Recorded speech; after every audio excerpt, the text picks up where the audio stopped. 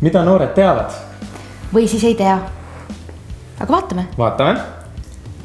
Arvatakse, et siis, kui algavad päevad.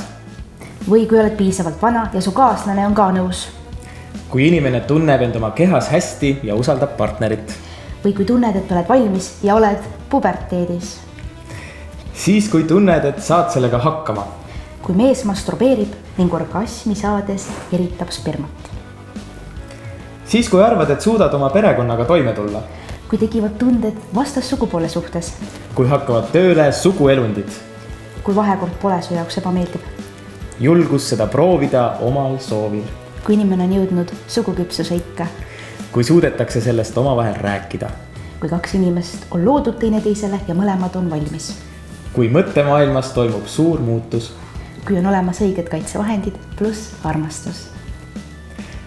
Kui sul tekivad esimest korda märjad unenäod. Puberteet, seemnepurse, menstruatsioon. Kui sa saad sellest rääkida ilma naermata. Kas sina tead?